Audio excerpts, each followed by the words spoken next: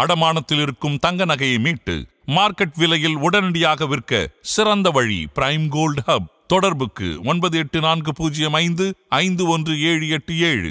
தங்கத்தை மட்டுமல்ல, உங்கள் தன்னம்பிக்கையையும் மீட்டுத் தருகிறோம். சம்மர் ஹாலிடேஸ் வந்தாச்சு, நம்ம ஜிடி ஹாலிடேஸும் வந்தாச்சு. GT holidays, south India's #1 travel brand. நான் வர்றேன் உங்க விஜய், இதெல்லாம் வேணாம். நான் முன்ன ப்ரோனார், வாட் ப்ரோ, இந்த ப்ரோ, அதெல்லாம் இப்போ இல்லாமல் ஏதோ அங்கிளுக்கு வந்திருக்காரு. ரொம்ப தப்பு அங்கிள்ன்றாரு. முதல்ல சினிமாத்தனத்தை விடுங்க விஜய். பெயர் குறிப்பிடாமல் கமலஹாசனையோ யாரையோ சொல்லுகிறார். மார்க்கெட் போன பிறகு நான் அரசியலுக்கு வரவில்லை என்கிறார். கமலஹாசனுடைய அரசியல் முயற்சிகள் தோல்வியடைந்து விட்டன. ஆனால் கமலஹாசன் தோற்று போன கலைஞன் அல்ல. அப்படி சொல்வதற்கு விஜய்க்கு எந்த அருகதையும் கிடையாது. விஜய் கட்சியினுடைய ரசிகர்கள் இன்னமும் ரசிகர்களாகவே இருக்கிறார்களோ என்று கருதக்கூடிய அளவுக்கு அவர்கள் நடந்து கொண்ட முறை என்பது இருந்தது. இன்னும் அவர்கள் ஒரு அரசியல் கட்சியினராக அவர்களை மாற்றுகிற முயற்சியில் திரு விஜய் இன்னும் வெற்றி பெறவில்லை. ஆரவாரம் இருக்கும். ஆனால் மக்கள் திலகம் எம்ஜிஆரை விடலாம் யாரும் பெரிய ஆள் கிடையாது. மக்கள் திலகம் எம்ஜிஆருடைய முகத்தை காட்டி, அவருடைய பெயரை உச்சரித்து, அவருடைய புகழை பேசி ஓட்டு வாங்கலாம் என்பது ஒரு மலிவான உத்தியை திரு விஜய் கையில் எடுத்திருக்கிறார். 234 இந்த ஃபேஸ் தான். அந்த ஃபேஸை கொண்டு போய் ஓட்ட வாங்கிக்க வேண்டியதானே. எதற்கு எம்ஜிஆர் படத்தை மேலே போட்டீங்க திடீர்னு? 1.25 ஆண்டுக்கு பிறகு வந்த ஞானோதயமா இது? நீட்டை பற்றிய முன்னுக்கு பின் முரணாக பேசுகிறார். கொஞ்ச நாளைக்கு முன்னாடி நீட்டை பத்தி என்ன சொன்னாரு? நீட் ஒன்றுதான் தேர்வா வாழ்க்கையான்னு கேட்டாரா இல்லையா? இப்ப ஏன் நீட்டை அமுல்படுத்துங்கன்றீங்க? பிரதமர் அவர்களே, நீட்டை ரத்து செய்யுங்கள். மோடி அவர்களே, கச்சத்தீவுல என்ன பண்ண போறீங்க? கச்சத்தீவை தார வார்த்தது யாருன்னு தெரியுமா உங்களுக்கு? அந்த மாநாட்டுக்கு வெவ்வேறு வகையான இடையூறுகளை ஆளுகிற அரசு ஏற்படுத்தியது என்ற குற்றச்சாட்டை விஜய் கட்சியினுடைய நிர்வாகிகள் தெரிவித்திருக்கிறார். 2006-11 காலகட்டத்திலே செல்வி ஜெயலலிதா அவர்கள் மதுரையிலே ஒரு மிகப்பெரிய கண்டன ஆர்ப்பாட்டத்தை நடத்துகிற நிகழ்ச்சியில் பங்கேற்க போன போது அந்த மாநாட்டிற்கு ஏற்படுத்தப்பட்ட இடையூறுகளில் 10 1 பங்கு கூட விஜய்க்கு ஏற்படுத்தப்படவில்லை. நிர்மல்குமார் அவர் சொல்றாரு, என்ன அனுபவஸ்தர்கள்னா என்ன, பொன்முடி மாதிரி அனுபவஸ்தர் வேணுமா, துரைமுருகன் மாதிரி அனுபவஸ்தர் வேணுமா? இதெல்லாம் வாய்க்கொழுப்படுத்த திமிரான பேச்சு. அரசியல் தெரிந்த, அரசியல் புரிதல் உள்ள, அனுபவம் உள்ள யாராவது இருக்காங்களா? இதுதான் கேள்வி. அது தேவையில்லைன்னு சொல்லிட்டு போங்க. என்ன நக்கல் பேச்சு? திடீர்னு என்ன பண்ணார், பேசிட்டே இருந்தாரு. இஸ்லாமிய சகோதரர்கள் அப்படின்னாரு. அவர்களை நீங்கள் இது பண்ண பார்க்கிறீர்களே, என்ன பண்ணிட்டாங்க? இவர் தான் இஸ்லாமிய மதத்தை சேர்ந்தவர்களை தீவிரவாதிகளாக சித்தரித்து அவர்களை தரதரவென்று இழுத்து போய் அவர்களை சுடுவதை போல காட்சியெல்லாம் வைத்து படம் எடுத்தவர் தான் விஜய். ஒரு படம் இல்லை, 2 படம். ஏன் அந்த அந்த குறிப்பிட்ட மதத்தினரை தீவிரவாதியாக சித்தரித்தது யார்? இப்போதைக்கு விஜய் ஒரு ஸ்பாயிலராக இருப்பார். யாருக்கு ஸ்பாயிலர் சார்? அதுதான் நான் சொல்றேன். ஒவ்வொரு தொகுதிக்கு அது மாறுபடும். Whether he will be a winning force. அதுவும் எப்படி முடிவாகும் என்றால் அவரிடம் சில கட்சிகள் சேர்கின்றனவா என்று பார்க்க வேண்டும். அது சஸ்பென்ஸ்ங்கிறாரு. சஸ்பென்ஸ் சொல்றது எல்லாரும் சொல்றது சார். திரு எடப்பாடி பழனிசாமி சொல்லலையா பிரம்மாண்டமான மெகா கூட்டணி அமையும் சொல்லிட்டே இல்ல. ஆதனையர்களுக்கு அன்பு வணக்கம். இன்று நம்மோடு மூத்த பத்திரிகையாளர் திருமிகு துக்ளக் ரமேஷ் வந்துள்ளார். வணக்கம் ரமேஷ் சார். வணக்கம். இரண்டாவது ஒரு மிகப்பெரிய ஒரு மாநில மாநாட்டை தாவேக தலைவர் விஜய் அவர்கள் கூட்டியிருக்காரு.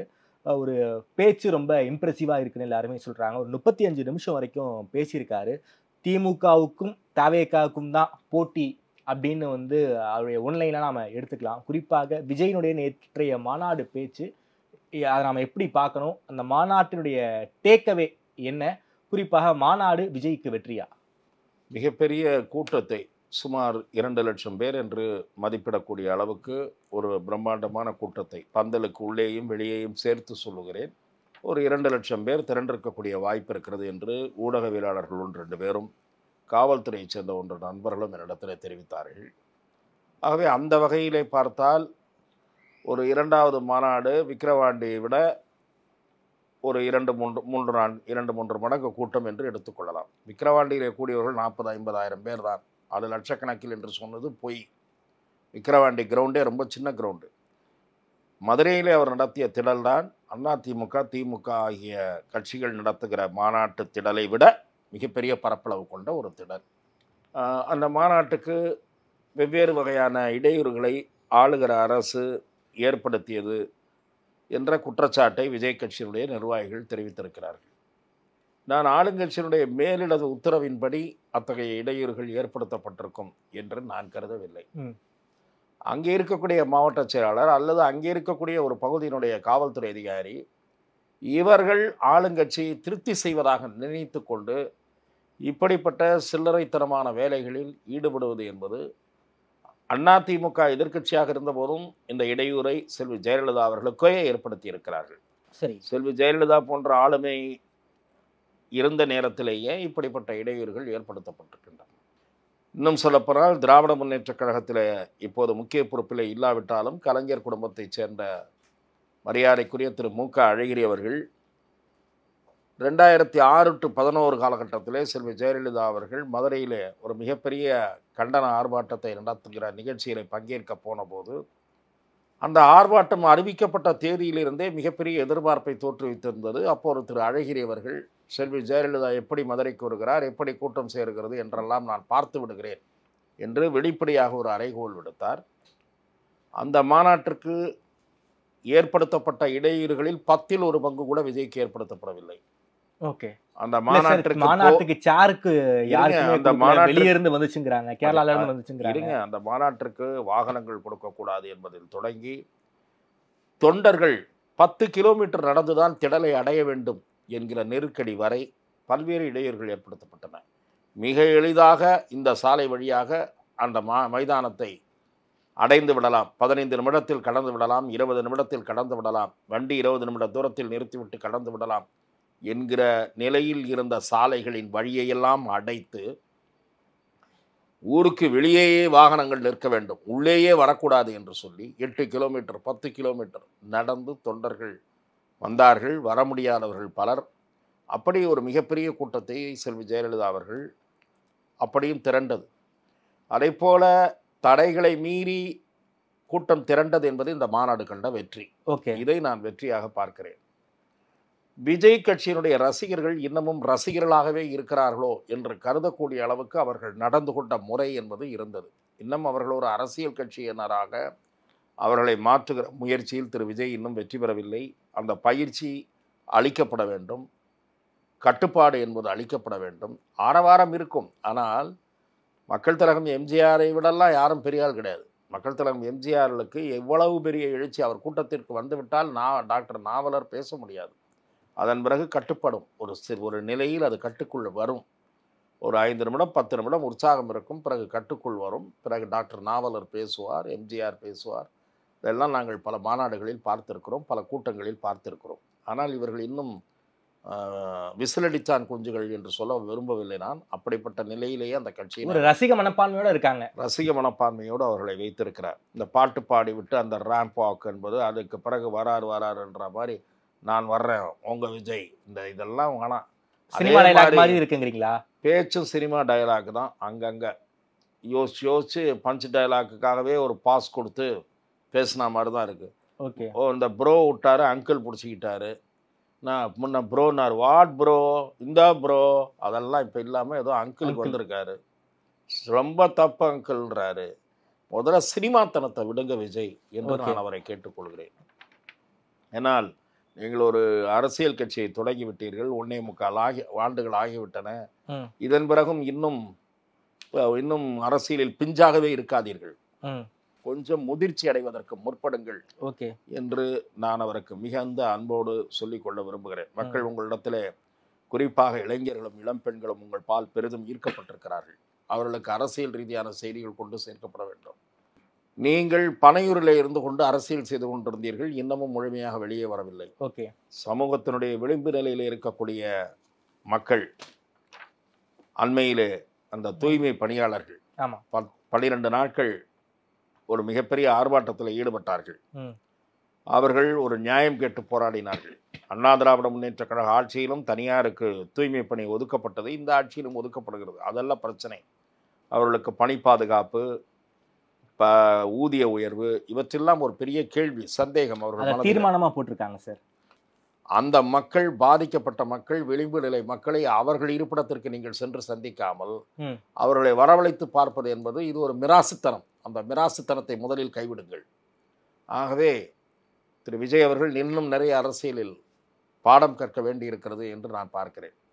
இப்படியெல்லாம் இருக்க நீங்கள் அந்த மாநாட்டு வெற்றியா, நோக்கம் வெற்றியா, அது வெற்றியா, இது வெற்றியா என்று என்ன வேலை பிடித்ததென்ன, வெந்நீர் அணிந்ததென்னு KP சுந்தராம்பாள் மாதிரி நீங்கள் அடுக்கினீர்கள். நான் சுருக்கமாக உங்களுக்கு சொல்லுகிறேன். திடீரென்று விஜய் அவர்கள் கொள்கை தலைவர்களுக்கு பூ போட்டதோடு இந்த மாநாட்டை விட்டுவிட்டார். பூ போட்டு 2 வாரத்தை பேசிவிட்டு விட்டுவிட்டார். திடீரென்று எம்ஜிஆர் அவர்களையும் அண்ணா அவர்களையும் இவர் தூக்கி பிடித்திருக்கிறார். இந்த மர்மம் என்ன என்ற கேள்வி நேற்றிலிருந்து அவரை நோக்கி புறப்பட்டிருக்கிறது. விஜயகாந்தையும் தூக்கி பிடிச்சிருக்காரு இடத்துல. அதுதான் நான் சொல்லுவது. மக்கள் திலகம் எம்ஜிஆருடைய முகத்தை காட்டி, அவருடைய பெயரை உச்சரித்து, அவருடைய புகழை பேசி ஓட்டு வாங்கலாம் என்பது ஒரு மலிவான உத்தி. மலிவான உத்தியை திரு விஜய் கையில் எடுத்திருக்கிறார். ஓகே, எம்ஜிஆர் அவர்களுக்கும் உங்களுக்கும் என்ன சம்பந்தம் என்று நான் கேட்க விரும்புகிறேன். எம்ஜிஆர் அவர்களுக்கும் விஜய்க்கும் என்ன சம்பந்தம்? கட்சி ஆரம்பித்து 1.25 ஆண்டு கருகிறது. என்னுடைய கொள்கை தலைவர் பெரியார் என்றீர்கள், அண்ணல் அம்பேத்கர் என்றீர்கள். அவர்களை முன்னிறுத்தி ஓட்டு வாங்க வேண்டியது தானே? ஏன் திடீரென்று அவர்களை தொப்பென்று கீழே போட்டுவிட்டு அண்ணாவையும் எம்ஜிஆரையும் உயர்த்தி பிடிக்கிறீர்கள்? மக்கள் திலகம் எம்ஜிஆரை நீங்கள் சினிமாவில் தான் பார்த்திருப்பீர்கள், நேரே பார்த்திருக்கிறீர்களா? மக்கள் திலகம் எம்ஜிஆர், டாக்டர் கலைஞர் 2 பேரும் ஆளுமைகளுடனும் மதிப்பு வைத்திருந்தவர். அவர்களால் அன்பு பாராட்டப்பட்டவர் கேப்டன் விஜயகாந்த். அவர் புரட்சி கலைஞர், கருப்பு எம்ஜிஆர் என்று பேசப்பட்டார் என்றால், அதற்கு ஏதாவது ரசிகர்கள் கொண்டாடினார் என்றால், ஓரளவாவது அதற்கு பொருந்துகிற வகையிலே விஜயகாந்த் அவர்கள் வறியவர்களுக்கு உதவுகிறவராக இருந்தார். அதனால்தான் அவருடைய பிறந்த நாளை வறுமை ஒழிப்பு நாளாக தேமுதிக அனுசரிக்கிறது. நீங்கள் வள்ளல் தன்மை நிறைந்தவரா, வாரி வாரி வழங்குபவரா, வலதுகரம் கொடுப்பது இடதுகைக்கு கொடுப்பது தெரியாமல் வலதுகரம் கொடுப்பது இடதுகைக்கு தெரியாது என்று இருந்து வாழ்ந்து காட்டியவர் மக்கள் திலகம் எம்ஜிஆர். திகைத்து போகிற அளவுக்கு நலிந்த நிலையில் இருந்த கலைஞர்களுக்கு வாரி வழங்கியவர் எம்ஜிஆர். நீங்கள் அப்படி ஏதாவது செய்திருக்கிறீர்களா? ஒரு காலத்திலே படம் எடுத்து நொடிந்து போன தயாரிப்பாளர்களுக்கு படம் எடுத்து கொடுத்து உதவி இருக்கிறார் சூப்பர் ஸ்டார் ரஜினிகாந்த். நீங்கள் ஏதாவது செய்திருக்கிறீர்களா?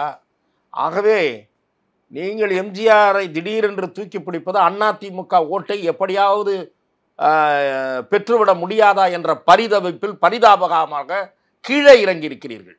உங்கள் நிலையில் இருந்து கீழே இறங்கியிருக்கிறீர்கள். 234 இந்த ஃபேஸ் தான். அந்த ஃபேஸை கொண்டு போய் ஓட்ட வாங்கிக்க வேண்டியதானே?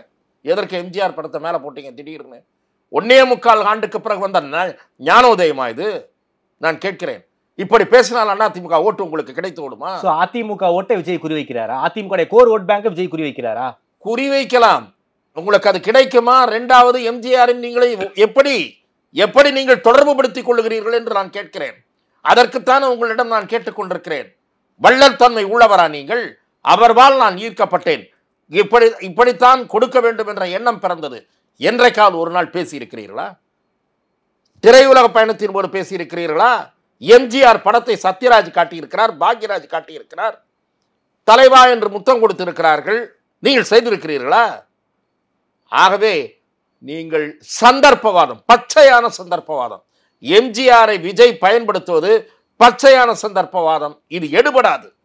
அதே போல அதிமுக விமர்சனம் பண்ணி பேசியிருக்காரு. பேர் சொல்லாம விமர்சனம் பண்றாரு சார். கூட்டணி தமிழ்நாட்டை பொறுத்த வரைக்கும் திமுகவுக்கும் தவேகாவுக்கும் தான் போட்டி. கூட்டணி வைத்து தப்பித்து விடலாம் என்று கணக்கு போடுவருடைய கணக்கு படிக்காதுங்கிறாரு. எடப்பாடியை சொல்றாரா இந்த இடத்துல? பெயர் சொல்லியும் பேசியிருக்கிறார், சிலரை பெயர் சொல்லாமலும் பேசியிருக்கிறார். அதிமுகவை பெயர் சொல்லியும் விமர்சித்திருக்கிறார். அந்த கட்சி இப்போது எந்த கதியில் இருக்கிறது, அதிமுக தொண்டர்கள் பாவம் என்றெல்லாம் பேசியிருக்கிறார். பெயர் சொல்லாமல் அல்ல, அதிமுகவை பெயரை சொல்லிதான் விமர்சனம் பண்ணியிருக்கிறார்.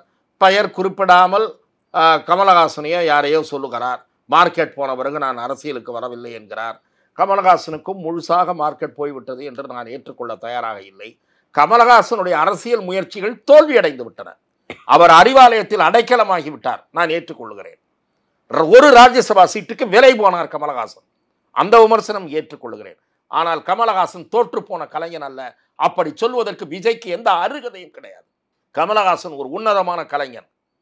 கமலஹாசன் ஒரு நல்ல கதை களத்தை தேர்ந்தெடுத்து நடித்தால் நாளைக்கும் கமலஹாசனை பார்ப்பதற்கு மக்கள் தயாராக இருக்கிறார்கள். இந்த வயதிலும் சூப்பர் ஸ்டாராக நிற்பவர் ரஜினி. ஆகவே ஏதோ இவர் என்னமோ பெரிய வாழ்க்கையை தியாகம் பண்ணிட்டு வந்த மாதிரிலாம் பேசக்கூடாது. நீங்கள் திரைத்துறையில் இன்றைக்கு சூப்பர் ஸ்டார் ரஜினிகாந்த் அவர்களுக்கு அடுத்த இடத்தில் இருக்கிறீர்கள். அதை நான் ஏற்றுக்கொள்கிறேன். அந்த ஊதியம் வேண்டாம் என்று வருகிறீர்கள். அதற்கு காரணம் கலைஞர் இல்லை, செல்வி ஜெயலலிதா இல்லை என்பதுதானே தவிர தியாக வாழ்க்கைக்கெல்லாம் நீங்கள் வரல. ஏன்பா கலைஞர் இருக்கும்போதே செல்வி ஜெயலலிதா இருக்கும்போதே இந்த நாட்டு மக்களுக்கு நல்லது பண்ணணும்னு ஆர்வம் உனக்கு பொங்கலை? ஏன் பொங்கலை? ஆகவே இப்போது இருப்பிடம் காலியாக இருப்பதாக நீங்கள் நினைக்கிறீர்கள். மக்கள் உங்களை அங்கீகரித்தால் நிச்சயம் யாராலும் அதை தடுக்க முடியாது. இறுதியில் முடிவு செய்ய வேண்டியது ஜனநாயகத்தின் எஜமானர்களான வாக்காளர்கள் தான். அவர்களிடம் நியாயத்தை பேசுங்கள், மக்கள் பிரச்சனையை பேசுங்கள். நான் இன்னதை செய்வேன் என்று சொல்லுங்கள். மற்றவர்களிடமிருந்து நான் எப்படி மாறுபடுகிறேன் என்று சொல்லுங்கள். ஆனால் வாக்கை திருடுகிற முயற்சியில் ஈடுபடாதீர்கள். எம்ஜிஆர் பேரை சொல்லி ஓட்டு வாங்கலாமா, அண்ணா பேரை சொல்லி ஓட்டு வாங்கலாமா, பெரியார் பேரை சொல்லி ஓட்டு வாங்கலாமா? இதெல்லாம் பண்ணாதீங்க. சும்மா பூ போட வேண்டியது, அப்புறம் பஞ்ச் டயலாக் பேச வேண்டியது. இதில் எந்த எனக்காகவே விக்ரவாண்டி பேச்சுக்கும் இந்த பேச்சுக்கும் எனக்கு எந்த மாற்றமும் தெரியவில்லை. எக்ஸப்ட் எம்ஜிஆர் அவர்களை அவர் பயன்படுத்தியதை தவிர திரு இபிஎஸ் அவர்கள் நேற்றைய தினம் மென்மையாக பதில் கொடுக்க ஆரம்பித்திருக்கிறார். ஆனால் போக போக அந்த அட்டாக் அதிகமாகும் என்று நான் எதிர்பார்க்கிறேன். அதிமுக விஜய் மோதல் உக்கிரமாகும், அதிகமாகும் என்று நான் எதிர்பார்க்கிறேன். திராவிட முன்னேற்ற கழகமும் இனி தயங்கி பேசாமல் இவரை எக்ஸ்போஸ் எந்தெந்த வகையில் எக்ஸ்போஸ் செய்ய வேண்டுமோ அந்த முயற்சியில் ஈடுபடும். அதை இவர் பல எதிரிகளை ஒரே நேரத்தில் சம்பாதித்துக் கொண்டிருக்கிறார் நேற்றைய பேச்சின் மூலம். ஒரு பக்கம் பாஜக பாரத பிரதமரை எல்லாம் நேரடியாக இவர் கேட்கிறார். நீட்டை பற்றியே முன்னுக்கு பின் முரணாக பேசுகிறார். கொஞ்ச நாளைக்கு முன்னாடி நீட்டை பற்றி என்ன சொன்னார் உங்களுக்கு ஞாபகம் இருக்கா? நீட் ஒன்றுதான் தேர்வா வாழ்க்கையான்னு கேட்டாரா இல்லையா? இப்போ ஏன் நீட்டை அமுல்படுத்துங்கன்றீங்க? இதுக்கு முன்னாடி என்ன பேசுனீங்க? நீட்டுக்கு என்ன காரணம்? நீட் வராததற்கு என்ன காரணம் உங்களுக்கு தெரியுமா? நீட் தேர்வு ரத்தாகாததுக்கு என்ன காரணம்? சுப்ரீம் கோர்ட் ஏன் இவங்க தான் ரகசியம்னு சொன்னாங்களே. எங்களுக்கு அந்த ரகசியம் தெரியும், நாங்கள் வந்தோடனே பண்ணிடுறோம். அப்படி ரகசியம் தெரிந்தவர்களே ஏன் செய்ய முடியவில்லை? சுப்ரீம் கோர்ட் வழிகாட்டுதல் படி நடைபெறுகிற ஒரு தேர்வில் ஒரு மாநிலத்திற்கு விலக்கு கிடைக்குமா? unless and until there was a law enacted by the parliament. அதுக்கு ஒப்பீனியன் வேணும். வேற ஸ்டேட் கோர்ட்டுக்கு போவான். இது இந்த மாதிரியான சட்ட சிக்கல் இருக்கு. நீட் தேர்வுக்கு ஆதரவாக வாதாடிய வழக்கறிஞர் திருமதி நளினி சிதம்பரம் அவர்கள் நீட் வரவே முடியாது என்று பேட்டி கொடுத்திருக்கிறார். நீட் ரத்தாக முடியாது என்று பேட்டி கொடுத்திருக்கிறார். ஆகவே அதில் சட்ட பிரச்சனைகள் இருக்கிறது. எதுவுமே தெரியாம பிரதமர் அவர்களே நீட்டை ரத்து செய்யுங்கள், மோடி அவர்களே கச்சத்தீவில் என்ன பண்ண போறீங்க? கச்சத்தீவை தார வார்த்தது யாருன்னு தெரியுமா உங்களுக்கு? கச்சத்தீவு இப்ப என்ன சிக்கல் அதுல இருக்குன்னு தெரியுமா? இருந்தாலும் வெளியுறவுத்துறை அமைச்சர் ஜெய்சங்கர் அவர்கள் எடுத்து வருகிற முயற்சிகளை பேப்பர்ல படிச்சீங்களா? என்ன வைகோவோட நீங்க அதிகமா அந்த பிரச்சனையை அறிந்தவரா? கலைஞரை விட திராவிட முன்னேற்ற கழகத்தை விட நீங்கள் அதை அதிகமாக அறிந்தவரா? செல்வி ஜெயலலிதா சட்டசபையிலே பேசினார்கள். ஆகவே சுதந்திர தின உரையில இது பண்ணாங்க. பல விஷயங்கள் இருக்கு. சும்மா சவுண்டெல்லாம் விடாதீங்க. ஆக்கபூர்வமாக என்ன பண்ணணும்னு பாருங்க. உங்க அரசியல் மாற்று அரசியல் என்பதை உங்கள் கட்சியின் செயல்பாடுகள் வருங்காலத்தில் உணர்த்த வேண்டும். உங்கள் அரசியல் பயணம் அதை வெளிப்படுத்த வேண்டும். மக்கள் உங்களை நம்புகிற வகையில் நீங்களும் உங்கள் கட்சிக்காரர்களும் நடந்து கொள்ள வேண்டும். இந்த பிஜேபி டு ஏடிஎம்கே டு விஜய்னு டிராவல் பண்ணியிருக்காரு. கட்சி விட்டு கட்சி தாவி நிர்மல் குமார் அவர் சொல்றாரு, என்ன அனுபவஸ்தர்கள்னா என்ன, பொன்முடி மாதிரி அனுபவஸ்தர் வேணுமா, துரைமுருகன் மாதிரி அனுபவஸ்தர் வேணுமா? இதெல்லாம் வாய்க்கொழுப்படுத்த திமிரான பேச்சு. அரசியல் தெரிந்த அரசியல் புரிதல் உள்ள அனுபவம் உள்ள யாராவது இருக்காங்களா? இதுதான் கேள்வி. அது தேவையில்லைன்னு சொல்லிட்டு போங்க. என்ன நக்கல் பேச்சு? ஆகவே இந்த நக்கல் பேச்செல்லாம் வேலைக்காக முதல்வரையும் நக்கல் படுத்துற விதமா அங்கிள்ங்கிற ஒரு அடைமொழியோட கூப்பிட்டுருக்காரு. அதுதான் நான் சொல்றேன். அதெல்லாம் வந்து சினிமா பாணி பேச்சு. இந்த லாஸ்ட் சீன் பட கிளைமேக்ஸ்ல பார்த்தீங்கன்னா நீளமான வசனம் எல்லாம் பேசுவார். கடைசி 2-3 படத்தில் அப்படிதான் பேசிட்டு இருந்தாரு. ஆமாம், அந்த மாதிரியான ஒரு சீன் தான் அவர் தொடர்ந்து போடுறாரு. யதார்த்தமாக மனம் விட்டு பேச வேண்டும். அப்படி மனம் விட்டு பேசக்கூடிய நபர் சூப்பர் ஸ்டார் ரஜினிகாந்த் அவர்கள். நான் சொல்கிறது பொதுவாக ஃபங்க்ஷனில் பேசுனது பார்த்தீங்கன்னா ப்ரிப்பேர் பண்ணிட்டு போகவே மாட்டார். இயல்பாக தனக்கு தோணியதை பேசுவார். அதனால தான் அவர் ஜனங்க கிட்ட நெருக்கமாக இருக்கார். ஆகவே அப்படி பேசி பழக வேண்டும். மனம் விட்டு இதயத்தை தொடுகிற வகையில் நான் இப்படி ஃபீல் பண்ணுறேன், இப்படி கஷ்டம் இருக்குது, இப்படி சொன்னால் எப்படி, கொஞ்சம் யோசிச்சு இந்த பேராவை முடிக்கும் போது என்ன பஞ்ச் டயலாக் சொல்லலாம், அடுத்த பேராவை முடிக்கும் போது என்ன பஞ்ச் டயலாக் சொல்லலாம், இப்படி தான் அவர் பேசுகிறாரு. திடீர்னு என்ன பண்ணார், பேசிகிட்டே இருந்தார், இஸ்லாமிய சகோதரர்கள் அப்படின்னாரு. அவர்களை நீங்கள் இது பண்ண பார்க்கிறீர்களே, என்ன பண்ணிட்டாங்க? நான் என்ன கேட்குறேன், என்ன பண்ணிட்டாங்க சொல்லுங்கள். அருண்ராஜ் முத்தலாக் மசோதாவை இஸ்லாமிய பெண்கள் வரவேற்றார்கள், இல்லை என்று சொல்ல முடியுமா? மாறுபட்ட கருத்து இருக்கு மார்க்கத்துக்குள்ள, அது வேற விஷயம்.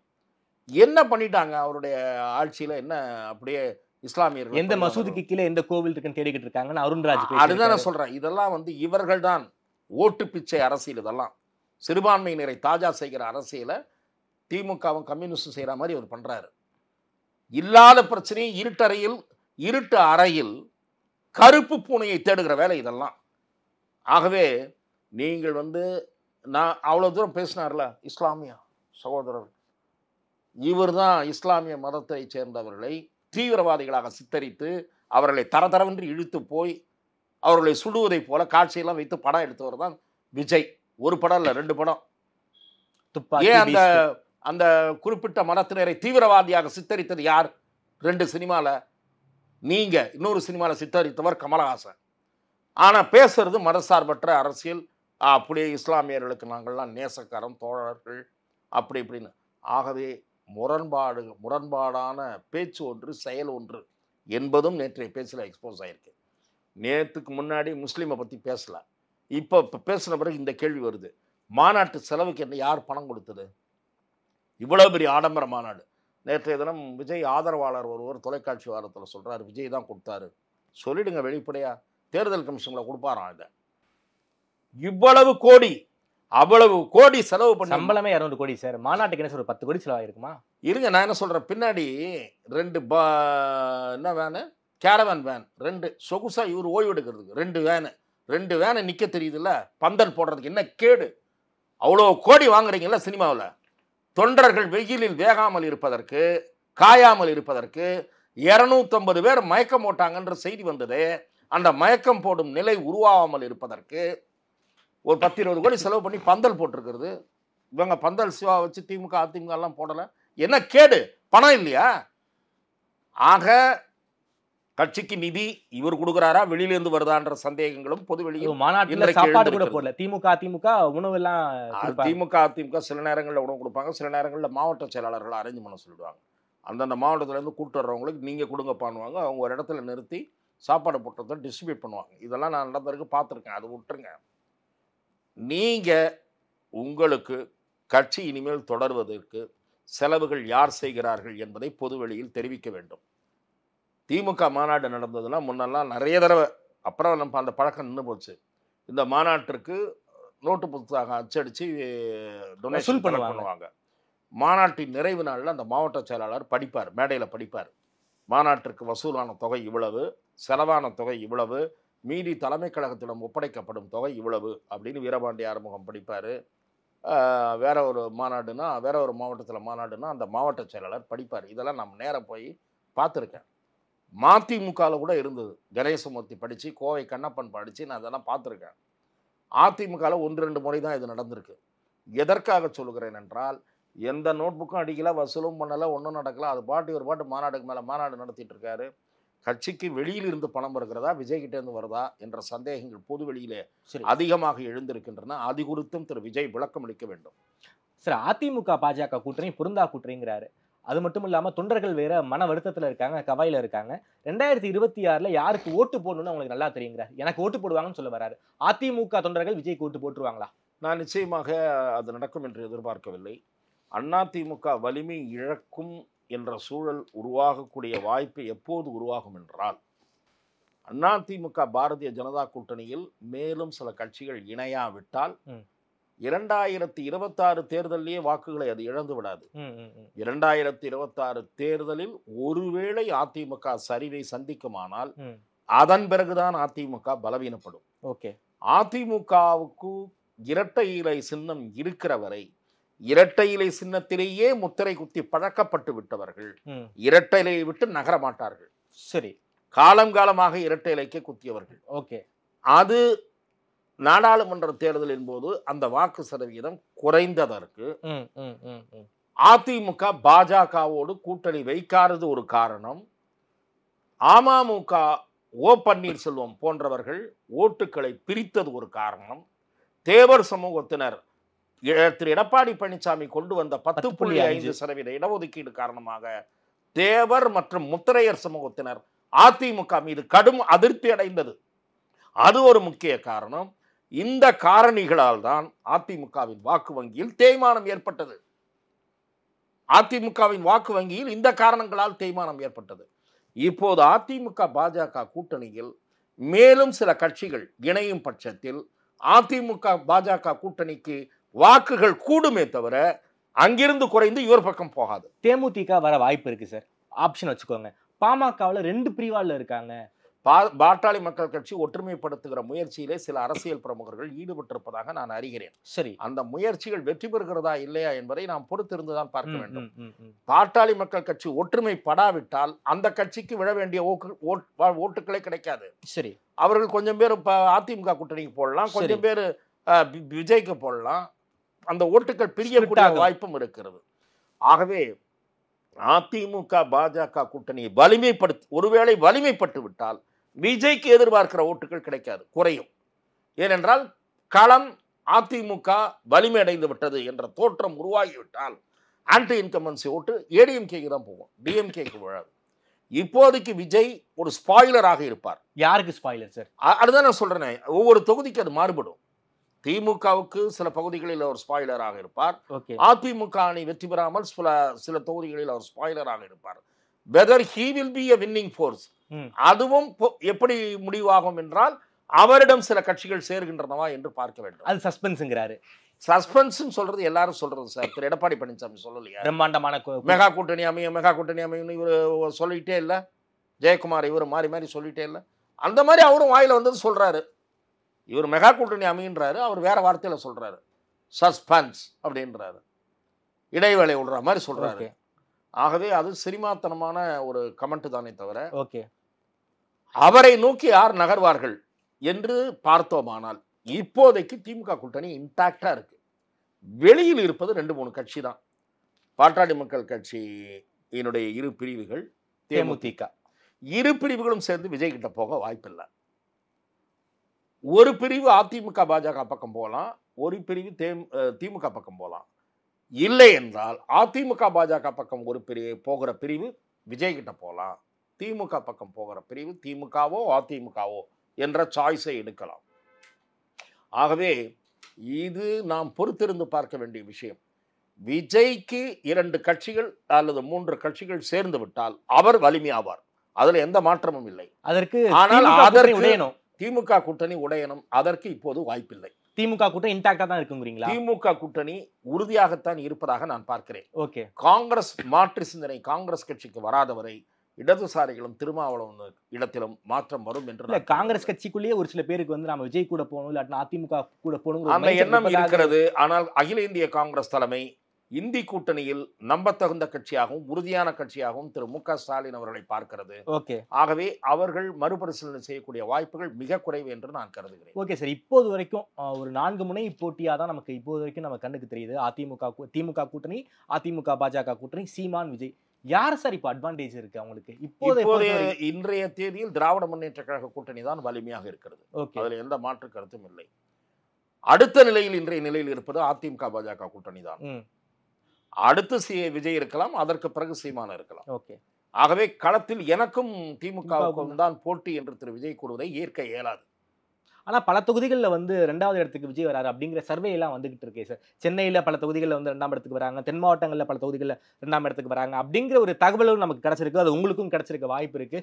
விஜய் வந்து நம்ம முழுமுற்றாக புறந்து தள்ள முடியாத சூழல்ல தான் விஜய் இருக்கு. நான் நிச்சயமாக புறந்தள்ள தயாராக இல்லை. நான் அதற்காகத்தான் சொல்லுகிறேன். as on today he looks like a spoiler. அவர் வின்னபிளாக மாறுவாரா என்றால் இன்றைய தேதியில் வின்னபிளாக மாறக்கூடிய ஒரு தோற்றம் நம்பிக்கை வரவில்லை. ஒரு அரசியல் பார்வையாளராக, அரசியல் விமர்சகராக இன்றைய தேதியில் களத்தில் வலுவாக இருப்பது திமுகவும், அடுத்த நிலையில் இருப்பது அதிமுகவும் என்றுதான் நான் பார்க்கிறேன். விஜய் நெருங்கக்கூடும், அந்த நிலையை நோக்கி நகரக்கூடும், நெருங்கக்கூடும். ஆனால் அப்படி நெருங்குவதோ நகர்வதோ எப்படி தடுக்க முடியும் என்றால், அதிமுக பாஜக கூட்டணி தன்னுடைய அணியை வலுப்படுத்தி விட்டால் விஜய் நெருங்குவதை தடுக்க முடியும். விஜய் கட்சி நேத்தி விஜய் மாநாட்டில் போட்ட தீர்மானங்களை எப்படி பாக்குறீங்க?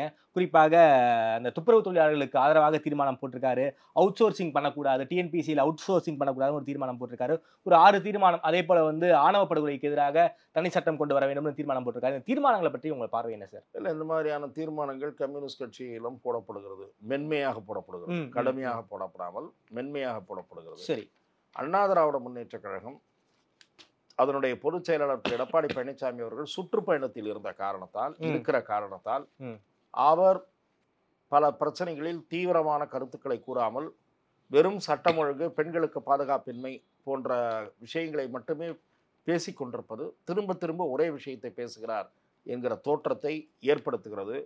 இதை ஒரு வாரம் இருமுறை வெளியாகிற பத்திரிகை கூட மிக கடுமையாக சுட்டிக்காட்டி இருக்கிறது. அவரை மட்டுமல்ல, திரு விஜயையும் சேர்த்தே தான் குற்றம் சாட்டி இருக்கிறது. எதிர்க்கட்சிகள் தமிழ்நாட்டினுடைய முக்கியமான பிரச்சனைகளை வீரியமாக முன்னெடுத்து செல்லவில்லை என்கிற குற்றச்சாட்டு முன்வைக்கப்பட்டிருக்கிறது. ஆகவே இந்த தீர்மானங்கள் எல்லாம் ஒரு அரசியல் கட்சியாக வடிவம் பெற்ற பிறகு இயல்பாக எதிர்பார்க்கப்படுகிற தீர்மானங்கள் தானே தவிர அதில் ஒன்றும் புதுமை இருப்பதாக நான் பார்க்கவில்லை. சார், திமுக மேல விமர்சனங்கள் திரு விஜய் அவர்கள், நான் சொல்ல வரும்போது, இலவசமாக பேருந்திலே பயணம் செய்வது அல்லது இலவசமாக ரூபாய் கொடுப்பது, இலவசமாக பொருள் தருவது, இவை குறித்தெல்லாம் என்ன நினைக்கிறார் என்பது வெளிப்பட வேண்டும். இந்த திட்டங்கள் குறித்தெல்லாம் அவருடைய பார்வை என்ன? இதற்கு இந்த மாதிரியான இலவசங்கள் தொடரக்கூடாது என்பது பாட்டாளி மக்கள் கட்சியினுடைய நிலைப்பாடு. அது மாதிரி இவர் ஏதாவது வைத்திருக்கிறாரா? பூரண மதுவிலக்கு தமிழ்நாட்டில் அமுல்படுத்தப்பட வேண்டும் என்பதை தொடர்ந்து அழுத்தமாக வலியுறுத்தக்கூடிய கட்சியாக பாட்டாளி மக்கள் கட்சி இருக்கிறது. அதிலே விஜயனுடைய பார்வை என்ன? இதெல்லாம் பேச வேண்டும். அவர், நான் வந்தால் பூரண மதுவிலக்கு முதல் கையெழுத்து சொல்ல வேண்டும். இல்லை, இது தவிர்க்க முடியாதது. உங்களுடைய நிலைப்பாடு என்ன சொல்லணும். அரசாங்கம் மது வருமானத்தை என்னுடைய ஆட்சி நம்பி இருக்காது சொல்லுங்க. எந்த புது கருத்தையும் அவர் சொல்லல. வேலை வாய்ப்பகத்தில் பதிவு செய்துவிட்டு ஆண்டு கணக்கில் இளைஞர்கள் காத்திருக்கிறார்கள். இதற்கு மாற்று தீர்வு உங்களிடம் என்ன இருக்கு? மணல் கொள்ளை தமிழ்நாட்டில் பெரிய அளவில் நடைபெறுகிறது, சில 10 ஆண்டுகளாக நடைபெறுகிறது. இதற்கு மாற்று விஜய் என்ன வைத்திருக்கிறார்? இது குறித்த விஜயின் பார்வை என்ன? இதெல்லாம் எதுவுமே சொல்லல. எதுவுமே சொல்லாம பெண்களுக்கு பாதுகாப்பு இல்லை, இளைஞர்களுக்கு இல்லை, அது இல்லை, இதெல்லாம் எல்லாருக்கும் தெரிஞ்ச விஷயம். தீர்வு சொல்லலங்கிறீங்க விஜய். தீர்வு இல்லை. இவற்றின் மீது, முக்கியமான கேந்திரமான பிரச்சனைகள் மீது அவருடைய பார்வை என்ன, கருத்து என்ன, நிலை என்ன? சும்மா எல்லாரும் சொல்லிட்டு இருக்கிற விஷயத்தை அரைத்து என்ன பயன்? அரைத்தமாவையே அரைத்திருக்கிறார் விஜய் என்றுதான் நான் பார்க்கிறேன். ஓகே சார், இந்த விஜய் பேச்ச மாநாட்டை திமுக தரப்பு எப்படி சார் பார்க்குறாங்க? திராவிட முன்னேற்ற கழகம் ஏற்கனவே புதிய வரவாக அரசியலில் விஜய் இருப்பது குறித்து கவனம் செலுத்த தொடங்கி இருக்கிறது. சரி, இளைஞர்களை நோக்கி புதிய உறுப்பினர்களை சேர்ப்பதை நோக்கி திமுக அந்த பணியில் ஈடுபட்டிருப்பது என்பதே தேர்தலுக்கு தன்னை தயார்படுத்திக் கொள்ளுகிற ஒரு பணிதான். அந்த பணியை திமுக 3 மாதங்களுக்கு முன்பே தொடங்கிவிட்டது என்பதுதான். நான் விரைவில் மக்களை வேற சந்திக்க போறேன்னு சொல்றாரு. அங்க இப்போ இடி முழக்கமா மாறி இருக்கு, அடுத்து மக்களை சந்திக்கும் போது போர் முழக்கமா மாறுங்கிறாரு. மக்கள் சந்திப்பு விஜய்க்கு கை கொடுக்குமா? என்ன நடக்க வாய்ப்பு இருக்கு? பொதுமக்களை சந்திக்கிற போது நிச்சயமாக அதற்கு ஒரு ஆரவாரம், கூட்டம் என்பதெல்லாம் இருக்கும். ஏன்னா இயல்பாகவே நீங்கள் வடிவேலுக்கே தமிழ்நாட்டில் பெரிய கூட்டம் கொடுச்சு, அது ஓட்டா கன்வெர்ட் ஆச்சான்னா ஆகலை. திமுக வடிவேலுக்கு அதிகமாக கூட்டம் கூடுறதை பார்த்து என்ன ஆச்சு, லைவ் எடுத்தாங்க. உங்களுக்கு அதெல்லாம் நினைவு இருக்காதுன்னு நினைக்கிறேன். கலைஞர் டிவிலையும் சன் டிவிலையும் வடிவேலு பேச்சை லைவ் எடுத்தாங்க. அப்படி லைவ் எடுத்து பெரிய முக்கியத்துவம் கொடுத்தாங்க. ஆனால் அது ஓட்டா கன்வெர்ட் ஆகலை. திமுக அந்த தேர்தலில் தோத்துது. ஓகே, ஆகவே கூட்டம் வரும். இவர் இப்போ இருக்கிற ரசிகர்கள் ஓட்டு போடுவாங்க. இவருடைய தொண்டர்களாக மாறக்கூடிய ரசிகர்கள் நிச்சயமாக ஓட்டளிப்பார்கள். ஆனால் பரப்புரையின் போது இவரை பார்க்க வருகிற பொதுமக்கள், அவர் எவ்வளவு தூரம் கவரப்படுகிறார் என்பதை நாம் பார்க்கணும். நகர்ப்புறங்களில் அவர் பெருமளவுக்கு ரீச் ஆகி இருக்கிறார் விஜய். கிராமப்புறங்களே அவர் ரீச் ஆகவில்லை என்பது எனக்கு வெவ்வேறு ஊர்களில் இருந்து செய்தியாளர்கள் தருகிற தகவல். கிராமப்புறங்களில் சில பெரிய பஞ்சாயத்துகளில் அவருடைய கட்சி கொடி இருக்கு, இல்லை அவருடைய போட்டோவோட ஒரு நிர்வாகி போஸ்டர் இருக்கே தவிர குக்கிராமங்கள் வரை விஜய் போகவில்லை. குக்கிராமங்கள் வரை போயிருக்கக்கூடிய பெரிய கட்சிகளை நீங்கள் வீழ்த்த வேண்டும் என்றால் குக்கிராமங்கள் வரை இவர் சென்றடைய வேண்டும். அந்த பலவீனம் என்பது விஜய்க்கு இருப்பதாக நான் பார்க்கிறேன். ஓகே சார், ரொம்ப நன்றி சார். குறிப்பாக விஜயுடைய இந்த மாநாட்டை பற்றி ரொம்ப விரிவாக பேசியிருக்கீங்க. அரைச்சமாவே அரைச்சிருக்காரு, எந்த ஒரு புதிய தீர்வும் சொல்ல அப்படிங்களுடைய அரசியல் பார்வையை வச்சிருக்கீங்க. அது மட்டும் இல்லாமல் நகரங்களில் விஜய்க்கு பிரசன்ஸ் இருக்குது, குக்கிராமங்களில் அவருக்கு ஒரு மிகப்பெரிய பிரசன்ஸ் இல்லை, கட்டமைப்பு ரீதியாக கொஞ்சம் பலவீனங்கள் இருக்குன்னு சொல்லியிருக்கீங்க. அதிமுக ஓட்டு விஜய்க்கு டிரான்ஸ்ஃபர் ஆக வாய்ப்பில்லைன்னு உங்களுடைய பார்வையை வச்சிருக்கீங்க. பார்க்கலாம் சார் என்ன நடக்க போகுதுங்கிறத விஷயங்களை பற்றி நாமும் நிறைய பேச போகிறோம். விஜய் மாநாடு பற்றி நேரில் வந்து நேரம் கொடுத்து பேசுங்க. நன்றி ரமேஷ். வாய்ப்புக்கு நன்றி.